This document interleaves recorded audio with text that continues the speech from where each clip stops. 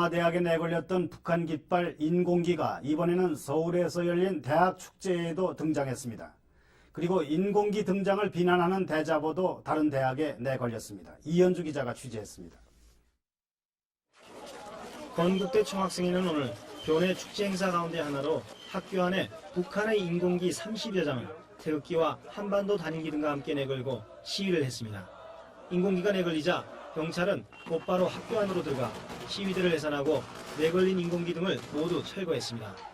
학생들은 북한을 사실상 적대국으로 볼 수 없게 된 현 시점에서 국가보안법은 더 이상 의미가 없다는 뜻에서 인공기를 내걸었다고 주장했습니다. 국가보안법 자체가 철폐된다고 주장하면서 계속적으로 국가보안법 어기기 위한 노력을 계속해 나갈 것입니다. 그러나 대학 안에까지 인공기를 내거는 데 대해 학생들 사이에서도 비판적인 의견이 적지 않습니다. 전체 학생을 포함하지 않은 몇 학생의 의견이라고 생각하고요. 인공기를 건다는 것이 여론을 분열시킨다고 생각합니다. 실제 오늘 성균관 대학교에서는 인공기 개양을 비판하는 대자보가 나붙었습니다.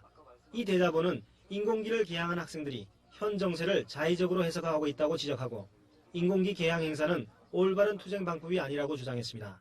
경찰은 대학가 인공기 개양 사건은 전대협의 지시로 이루어지고 있다고 밝히고 다른 학교에서도 이러한 일이 일어나지 않도록 단호하게 대처할 방침이라고 밝혔습니다. 수사 대상자를 정해놓고 그 대상자에 대해서 전담반을 이미 편성을 해가지고 수사에 착수하고 있습니다. 앞으로 다른 곳에서 생긴다 하더라도 즉각 개인별로 특별 수사 전담반을 편성해서 끝까지 추적해서 잡아낼 이런 계획을 가지고 있습니다. 한편 대검찰청 공안부도 오늘 인공기 개양의 주동이 된 건국대 학생회장 이상현 군 등 18명의 관련자를 빨리 붙잡아 사법 처리하라고 각급 검찰에 지시했습니다. 폭행과 또 증거인멸 과정에 깊숙이 개입했다는 진술을 확보하고 이들을 검거하는 데 지금 수사력을 모으고 있습니다. 경찰은 특히 한총련 산하 조국통일위원회와 또 투쟁국 간부들이 이석시 폭행에 깊숙이 개입한 것으로 보고 이들을 상해 치사 교사범으로 사법 처리할 방침입니다. 김현석 기자가 속보 전해드립니다. 이석 씨 사체가 발견된 지난 3일, 이석 씨가 폭행당해 숨진 학생회관 5층은 완전히 통제됐습니다. 사람이 나오는 사실이고요. 저희들 조사 중입니다. 발견한 사람부터 시작해서 왜 죽었는지 저희 2명이 이 씨를 폭행했다고 발표하기까지 걸린 시간은 8시간. 증거를 인멸하고 말을 맞추기 위한 시간이었을 것이라는 것이 경찰의 분석입니다. 서너 명이 더 있다. 3명 플러스 3, 4명은 더 있지 않겠느냐. 물론 우리가 경찰은 특히 폭행에 가담한 것으로 드러나 오늘 구속된 3명의 학생들이 모두 조국통일위원회 소속이라는 점에 주목하고 이중구 조통위 위원장 등이 증거인멸 과정을 주도했을 가능성이 높다고 밝혔습니다. 구속된 학생들이 이석 씨를 조사하다 중간에 나와 4시간 동안 조통위원장 이중구 씨를 호위했고 이때 이석 씨 조사 사실을 위원장에게 보고한 뒤 지시를 받았을 것이라는 것이 경찰의 시각입니다.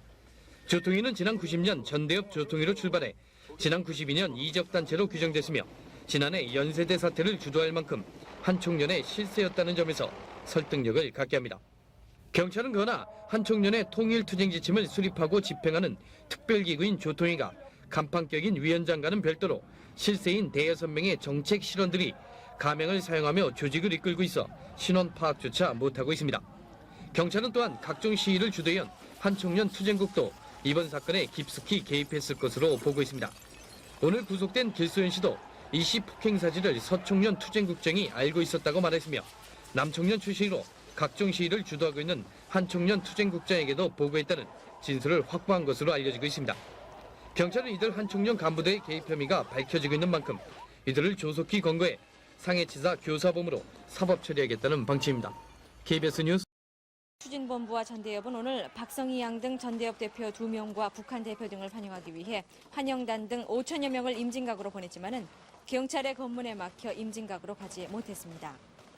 경찰의 봉쇄로 임진각으로 가려던 계획이 무산되자 대학생 등 1,500여 명은 오늘 오후 서울 홍제동과 명동 입구, 을지로 등에서 항의 시위를 벌여 이 과정에서 700여 명이 경찰에 연행됐습니다. 행진을 벌이겠다던 경찰과의 약속을 어기고 끝내 쇠파이프와 최루탄이 난무했던 지난 주말 폭력 시위. 여기서 시위 대학생과 또 같은 또래 전경 모두 70여 명이 다칠 수밖에 없었습니다. 부끄러운 화면 다시 한번 보면서 시민들의 바람도 함께 들어보겠습니다. 지난 29일 한총련 소속 대학생들의 폭력 시위와 관련해 경찰은 오늘 새벽 고려대와 연세대에 대한 압수수색을 실시하고 2.5톤 트럭 넉 대 분량의 각종 시위 용품을 압수했습니다. 이 가운데는 쇠파이프가 400여 개, 화염병이 60여 개, 화염병을 만드는 데 사용되는 빈병이 1,700여 개 등 폭력 시위 용품이 많았습니다. 경찰이 연세대에서 압수한 물품 가운데는 경찰 무전기와 무전 충전기도 있습니다. 이 무전기는 경찰이 시위 도중 빼앗긴 것입니다. 그러나 이 무전 충전기는 학생들이 경찰의 무전 내용을 청취하기 위해 시중에서 구입한 것으로 보입니다. 경찰에 압수된 이와 같은 물품들은 한 총련이 약속했던 평화적 시위와는 전혀 관련이 없는 것들입니다. 한 총련은 지난 29일 고려대에서부터 대학로까지 평화 시위를 벌이겠다며 경찰로부터 집회 허가를 받아냈습니다. 이에 따라 경찰은 교통을 통제하는 등 대학로까지의 평화 행진을 보장했습니다. 그러나 대학로에 도착한 많은 학생들이 약속을 어기고 종로로 진출하기 시작했으며 저지하는 경찰에 학생들이 쇠파이프를 휘두르는 등 순식간에 폭력 시위로 돌변했습니다. 한동안 자취를 감추었던 쇠파이프와 철탄으로 서울 도심은 다시 얼룩졌습니다. 쇠파이프에 맞아 부상한 전경은 40여 명, 학생들도 30여 명이 다쳤습니다. 또 도심 곳곳이 심한 교통체증을 빚어 퇴근길 시민들이 큰 불편을 겪었습니다. 구태를 못 벗은 폭력 시위로 무엇을 얻겠다는 것인지 그들의 주장이 무엇이든지 간에 더 이상 공감할 수 없다는 것이 일반적인 지적입니다. MBC 뉴스 김장겸입니다.